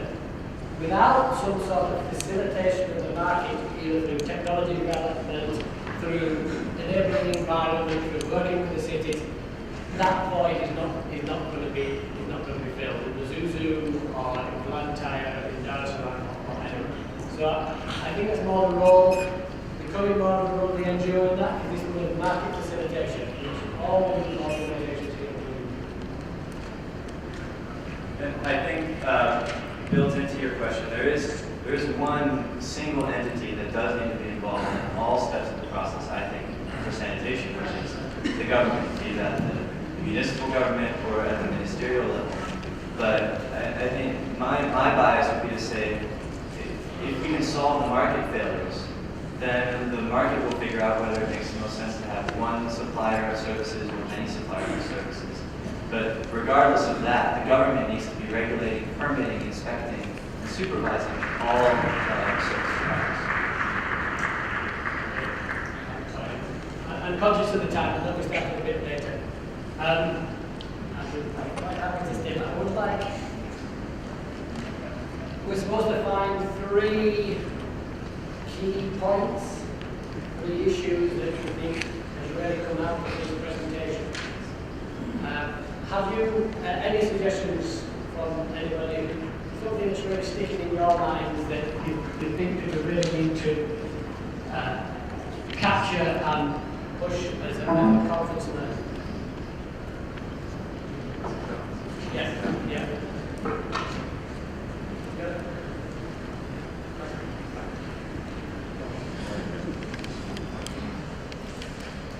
Hi, my name is Sasha Kramer from Soil, and I think one of the things that I certainly learned from partnering with Sebastian and Resource was that public toilets do not deal with the open defecation problem at night. For me, it was a major point, very interesting question. Anybody else? You have to move a bit faster. Keep awake. Alison Parker from Cranfield University. I think it's another bit of a negative point following from Sasha's, I'm afraid. But we heard a lot about solid waste, and I was particularly struck by this concept of secret solid waste, the antiretroviral drugs, the condoms, the alcohol bottles, and we say, oh, we can deal with the solid waste problem with education, but I think I was really struck by how it's not, there's going to be more to it than that. Yeah, I would come. We've had problems with the government not working in Madagascar because there's too much solid waste down there. We've had solid waste issues with Joe. This is something that's going on. I spent an hour and a half in a latrine fishing in Malawi. It was a filthy, awful job. The extraction of the sludge after that was relatively clean. And I think somehow when we talk about operator health, we tend to be concentrating on the quality of the extraction and how good the pump is, when actually we're not really tackling the fishing problem at all. And those are the sorts of ratios that we were getting. 25% of the waste that was taken out was solid, with rags, cloths, condoms, you name it, it was all there. So that was something that came out relatively.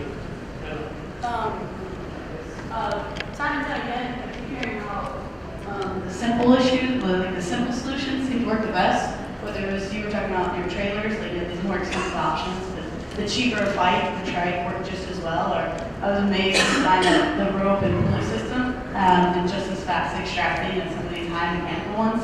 And then even if you could just keep the sludge in a bucket, it seemed to work out better. So someone keep in mind that simple solutions tend to work quite well.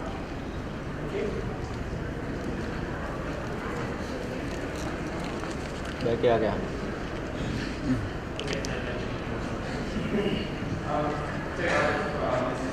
All our basically not used to something, but trash handling is the biggest issue. Our biggest pain point is trash is the problem everywhere. The second would be cleanliness around the pit and safety of the user. No matter what equipment you use, you're still, I've never seen one operation where you're not getting shit around the pit. So keeping the user safe is a big takeaway for me. And then having a service that people want to pay for and that entrepreneurs want to do. So making the market better for everything. Thank you. One point that came out in a couple of sentences as well. A lot about the viability of these businesses. They are operating on the margins, although Joe reports a pretty good margin. But capital cost of entry is a barrier. But there is a point that we're missing, is about the aggregation of demand. And what the soil system is all about is that aggregation of demand. And I think the next part of the process that we now have to do is how can we reach those sorts of cubic meters? How can we have doctors to reach those sorts of meter cube and levels of extraction to keep them profitable and keep them interested? I think that's the next step that we need to do, or one of the next steps.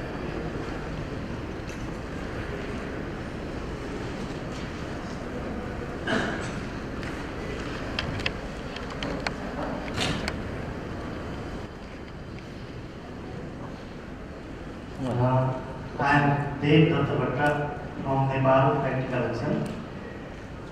Generally, we are studying in the micro level. We see willingness to pay, and similarly, we should also go able to pay or not. Just in the micro stage, what is the during the study phase or during the community level study phase, what is the economic status of the community? So that let us say $500 is coming. Whether what is the status of community? If we can see this, then after implementation of this study, whether it is feasible for that community or not, it is I think essential. Thank you. Okay.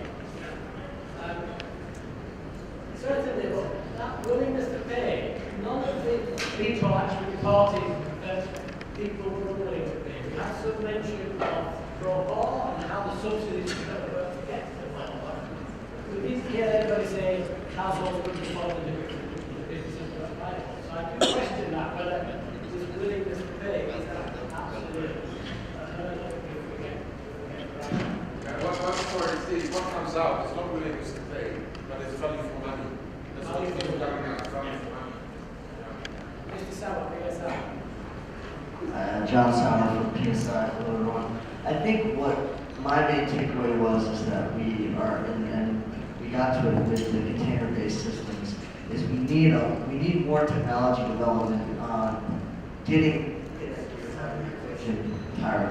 I mean, that to me seems to be a big challenge, and I'm just not seeing more sophisticated technology development that's really looking at how do we remove the pit emptying, the collection bit totally out of the equation. So I'd like to see more of that.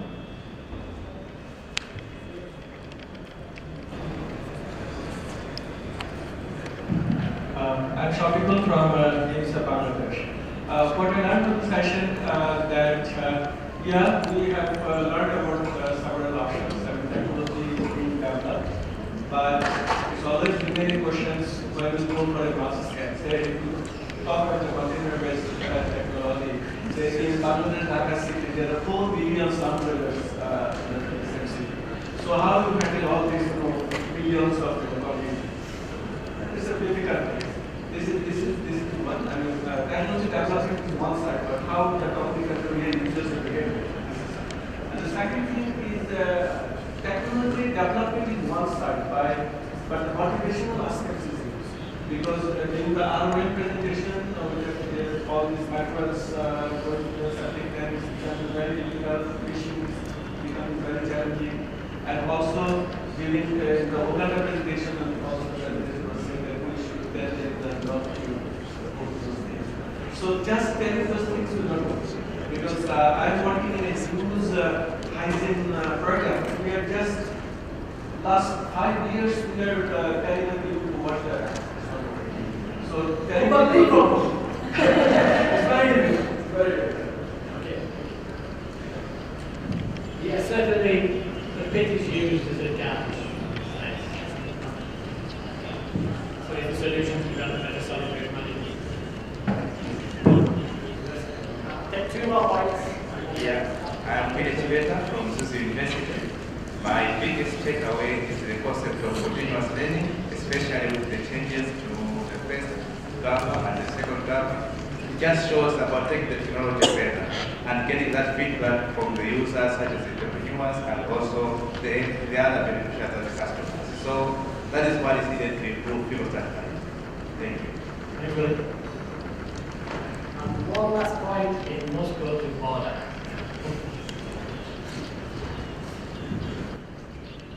Okay, thank you. I'm not going to make a summary or something, but I would like to raise up as well a discussion, if we're talking about technical solutions, that we also like to tend to say it needs to be very cheap, very simple, and it needs to be able to treat all kinds of waste, and it needs to be the magic machine. And that's not really possible, unfortunately. So I'm looking at, this, for example, developer. From our experience, yes, it is possible to utilize that machine in terms of we don't have solid waste inside the pit, because also fishing is very statistical work. I cannot watch or look inside the pit, so and later on if my gulper gets clogged, I'll be working and with the gulper it's a mess. So it's really also a regional question. Which area, which country, which culture has what kind of tool can be utilized. So we'd like to look at more systems that can deal with different kinds of waste and that are going into the direction of the waste preservation. Yes, and I know JJ will be pushing this, but some of the swim testing actually getting more scientific about exactly what these pumps are capable of pumping. Let's get away from thick watery sludge and chocolatey sludge and very subjective descriptions like this. If we're out there designing pumps, let's get a very clear understanding of what we're pumping and how far we're pumping. We're still not there. Okay, thank you very much. I don't know what I'm going to do about the three most important ones. Probably fishing. Let's go fishing. Anything else? Somebody has said that this is better than quite to push across. In that case, I'll do fishing, aggregation of demand, and look at the trains. I think that is really right interesting thing. Okay, thank you very much. Enjoy your lunch, and I'm sorry it's all happening from here.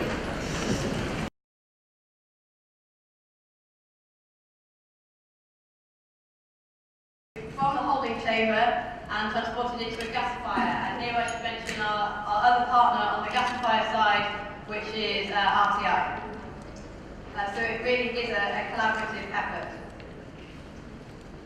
So that's a very brief summary of the technologies in the toilet. Do come and talk to me afterwards, and I can answer your questions or put you in touch with a member of our team that can. Just to clarify where we are in our project, so we had our first phase ran until March last year, where we proved the concept of the toilet. The second phase, which we're in now, is prototype development. So we're developing a prototype which we hope to test in the field from February 2016. And if you want more details about the project, then do contact me. Find my poster outside, grab me, I'll be here all week. Or follow our blog at that website. Contact us on Twitter. We'll quite regularly put updates on our blog so you can see what's going on.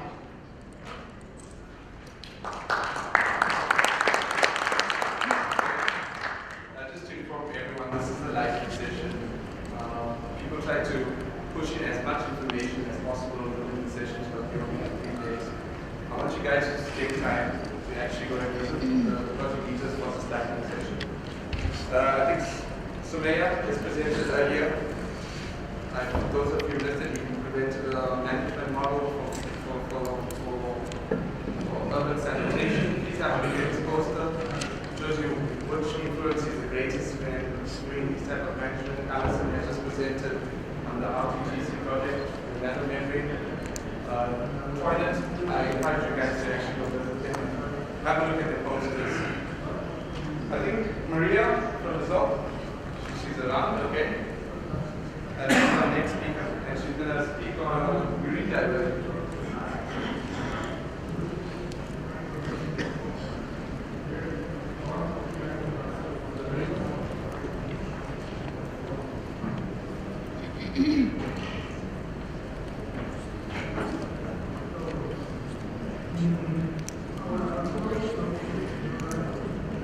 Hello.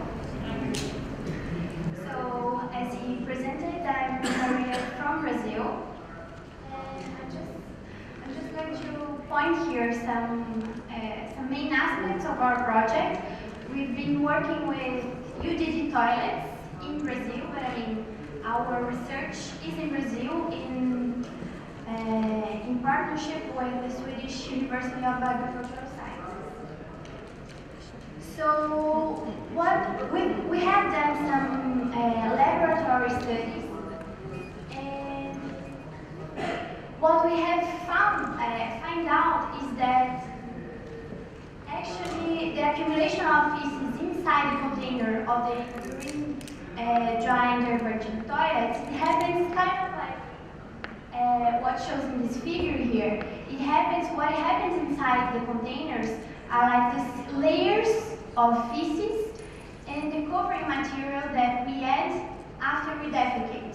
So we have this type of fecal sandwich that we see here. And the main problem that we have with UDD feces from UDD toilets today is that we are not sure about the hygienization of the feces. So what we are trying to do is to find out some alternative materials to add after we defecate to cover feces, and that these materials can treat feces other than just avoiding odors or insects. So what we have done is that we've tested a mixture of ash, limestone, and urea. We've tested in lab scale, in a little bit bigger scale, like setting up the containers inside the laboratory, and now we are testing it in real scale. And what we have seen is that the mixture of this material, ash, limestone, and urea, we are having actually like really good results with it, looking for the inactivation of pathogens. So what we have found, like in real scale, is that using that material to cover feces, we could have 3-log reduction of bacteria and viruses, what would give us like 45 days of treatment. So after the container is closed, if you keep that for 45 days, we will have a safe material that can be reused. And this is just a picture of our toilet, the one that we are evaluating in real scale in Brazil. So for more details, you can contact me outside by the poster section. Thank you.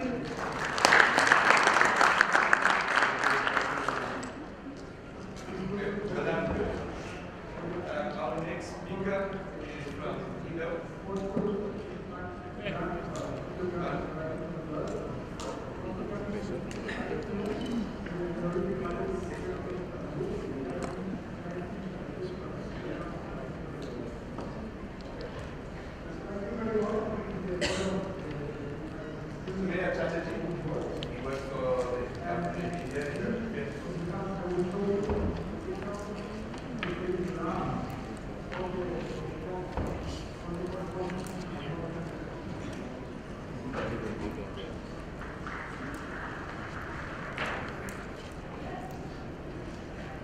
Very good afternoon to all of you.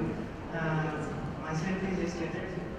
We are working on the DRDO biotoilet. It is one of the products which we can, maybe I not This is a completely different story altogether. It's not fecal sludge management, but it is a futuristic aspect of telling how we can futuristic system management, you can say. It is not only FSM, it is in a different way. Next, please.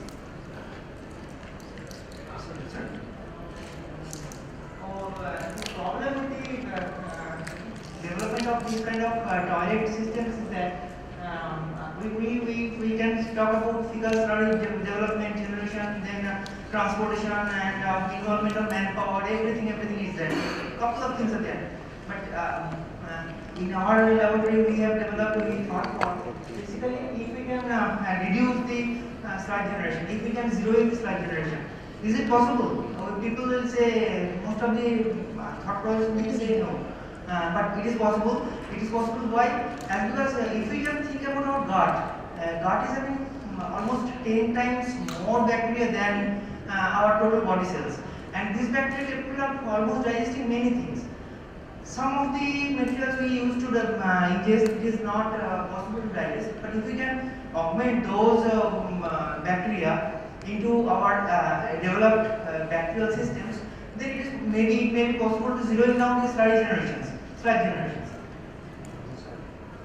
And second point is that in case of flash water, especially in India and many parts of these areas, we used to flush toilets, and that water, potable water, we utilize for the wastewater. But if you can utilize that wastewater for again flushing, etc., or gardening, at least you can save the water.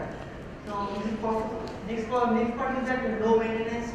Sludge generation, if sludge generation is very low or negligible, then you are not involving manpower, technicality, cost, especially in developing countries, this is a very problematic thing. Lot of hygiene related problem if we can take away sludge from one place to another.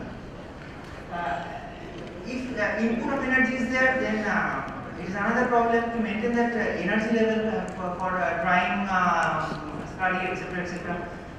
If we can get some energy out of that, suppose methane is a kind of moderating energy, if you can utilize it for some other purposes, then it should be very much eco-friendly and cost-effective. It should be for all. So basically, components of our system is one very specially designed reaction resist, which is already presented, and this group of bacteria we developed. I can come to the bacteria later on. Actually, this is totally anaerobic system. We have tried to create a specially designed tank, smaller tank, but completely anaerobic, where a group of anaerobic bacteria works upon two total states, the hydrolytic, acidogenic and mutagenic states are there, and bacteria immobilization matrices are there. And from the water which is coming out of the tank, it may be again cleaned or washed through from the rebate system for secondary cleaning, and that again for tertiary cleaning you can have a UV based system if you really require it. And second, third and last part is that you can harvest biogas if it is common level toilet, as because the advantages are wide application, it is easily adaptable for customers for single or multi-state system, as well as there is no concept of tank preparation or tank volume, and recycling effluent water systems, and pathogen reduction 99%. Why? I am coming to that, and biogas generation. And so the study part includes many things, and that is bio-augmentation, as I told, of microbial consortium, from isolation, splitting, etc. And suppose you are talking cellulose degrees bacteria. That bacteria can digest cellulose in some insect gut. Why not that bacteria can be utilized at harvest and multiplied in a system where only we need the hybrid processes. Next, process enhancement to processing the system. We did all this thing along with the metabolomic analysis for the total bacterial inoculum thing. And second part regarding the pathogen identification and pathogen reduction. That is an interesting part. We get a reed bed. It is basically not only part of the process of cleaning the water, but also it is covering many things. Number one, reed bed is comprising of bed of pebbles, sand, and reed plants. So plant activity is another very important thing which can kill different kind of bacterial component, and the bacteriophyte, which is already present in our blood, and it is 100 times more than our total body cells of our body. Bacteriophage is a specific kind of bacteria that is permanently present in the reed bed. So we utilize that concept as well. So modification of reed beds, how it can be possible, even that septic tank systems or that our biotank systems can be in front of the house. The landscape accessible reed bed. And the utilization of methane is there, application of such a low temperature, we are working on that part, and implementation of the technology interaction in the people. So this is a very small thing, I cannot go into the detail of that, but all the maintenance analysis have shown the quality control of our the bacterial consortia study is there. So we find a lot of different bacteria allowing of hydrolytic and acidemic bacteria, acidic bacteria. Methanogen is the end users of all these things. So if methane is being generated, then starting production will be very less in that sense.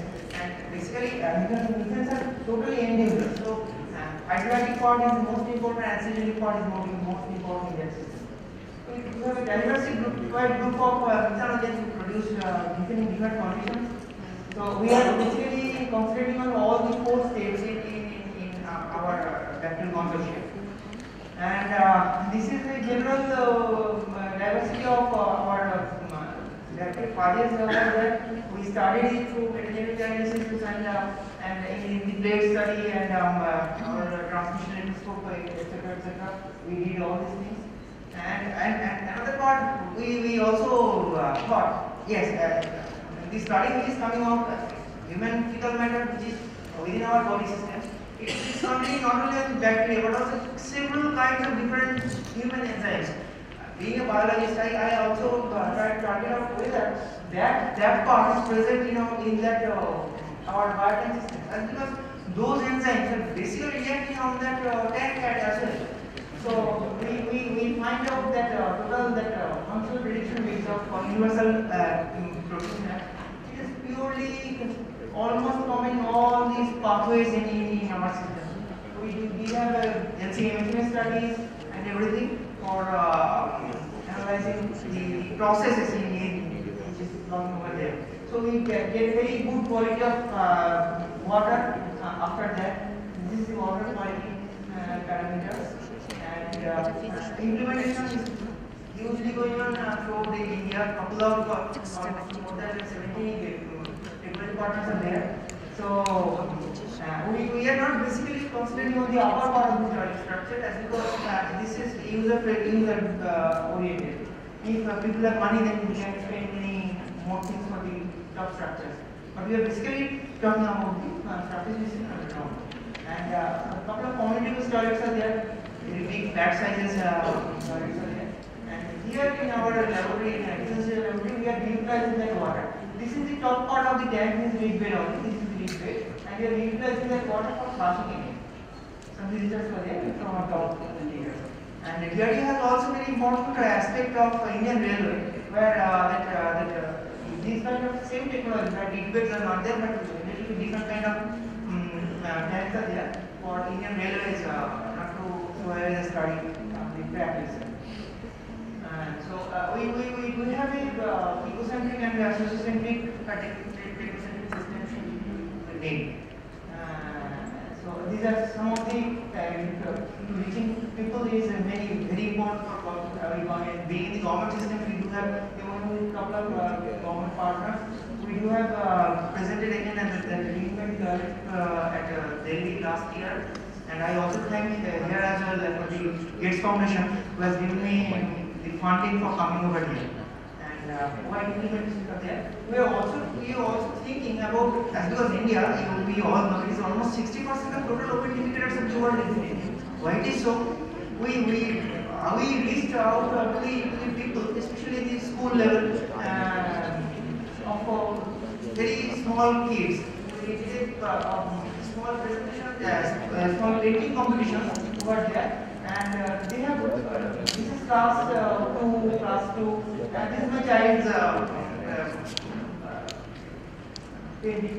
So it is like that. So people are, we interacted with everybody.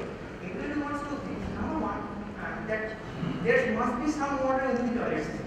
if there is no water in the toilet system, especially the kid of class 6, 7, 8, 9, there must be toilet, but if you cannot flush after use, then there is no issue with that.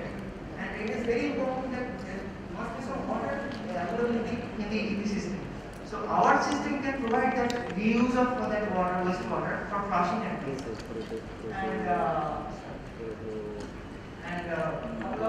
We will also get some conferences very recently. And this is my presentation. Thank you so much.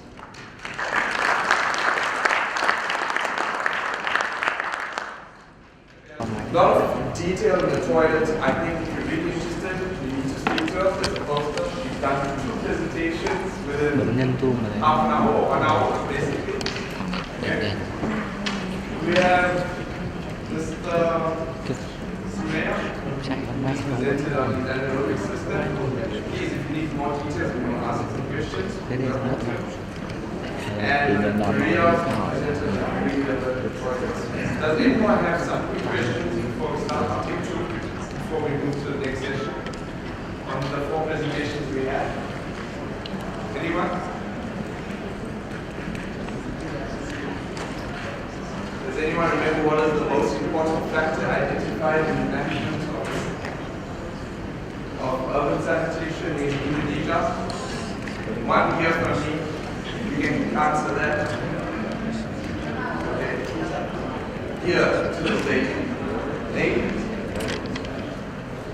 From the University of Canada, one of the points that we mentioned that the treatment method in the diagram that you showed was categorized on the important, and I was quite puzzled by that. So you can explain it.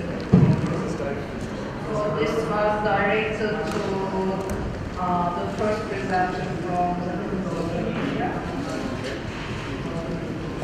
Would you like to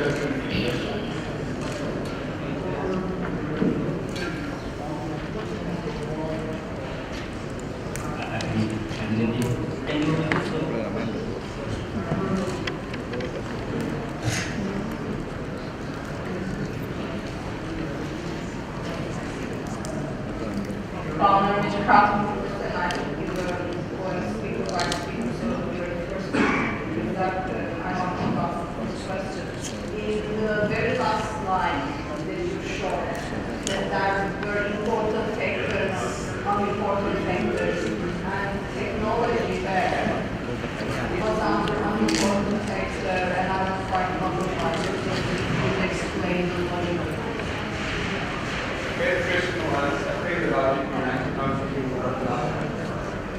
Okay, this is the perception of community in slum area, right? Community thing in Asia, technology is not important. The point is sludge can be treated, and impact on environment is good. That's the point community perception. That, and the important thing, community perception is force and community involvement. I think that's okay. Anyone? Question? Sorry, my voice is loud enough. From Professor Maria. I was just asking, I see your results showed from the urine diversion after 45 days, you say it's safe to handle for the pathogen breakdown. Is that 100% correct? Because as far as I know with your Ascaris, the roundworm, that doesn't break down so quickly. It takes a much longer time and it needs higher volume. So we've done a decent study through that. So is it really still safe to handle? Name? Jacques Rast, sorry. South Africa. Yeah, so those 45 days that we set up, that's for viruses and bacteria, not for Ascaris. We are running another experiment and evaluating the real scale for Ascaris, and it takes a little bit longer. So we are trying just ash in a dry toilet to see see actually if this 1 year that the WHO says it works with 1 year of storage, and we're running one experiment that it's now 2.5 years, and we do still have a lot of crazy happy aspects in there. So, but for this other additives that we are testing, we are getting like 5 to 6 months. Yeah, this is a follow-up question. My name is Mark Jesus from Duke University. Also for Maria, I wanted to ask you if you could comment on the choice of adding urea, because of course it adds more nitrogen, and so depending on the end use, it might be a good thing, or if you're a nitrogen-rich zone, it might not be such a great thing. And also, you may end up with a lot of ammonia smell and nuisances. Can you talk about these things? Sure. We add urea in the logic that we want to reuse it further, so we enrich it with nitrogen, so that's a positive aspect in our point of view. But we add, it's a little, it's a small amount. I mean, if we defecate about 200 grams, we put 1% of urea, 1 to 2%. So it's a small amount, but it's enough for what we want to accelerate an activation of pathogens.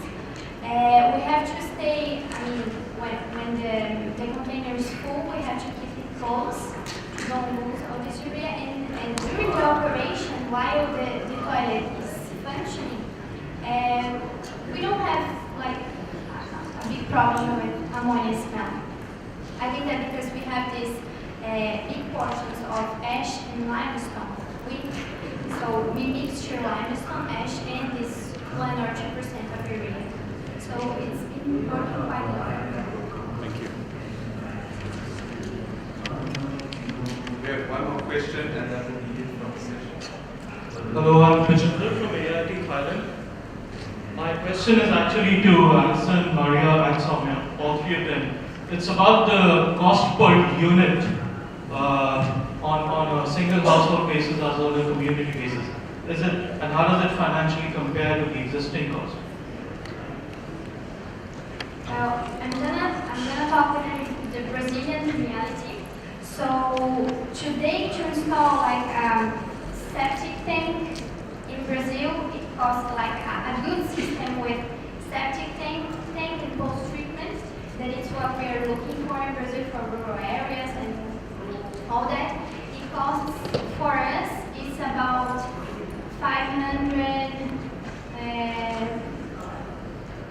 $800. So that's a number that we get. And for this utility toilet, we are getting about $200 to $300 each one. Okay.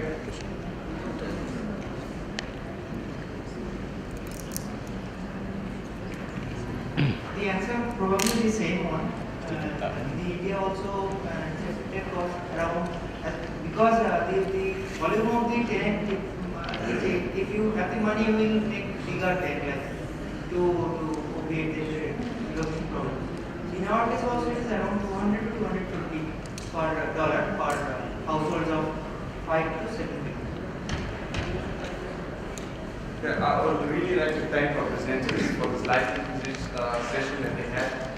They presented posters and presentations. There's a lot more information, as you can see, that needs to be asked from you. I encourage you guys to go see them, visit them, speak to them with the posters, find out more. There's a lot of information. We're moving to the next session, and the coordinator is Tina.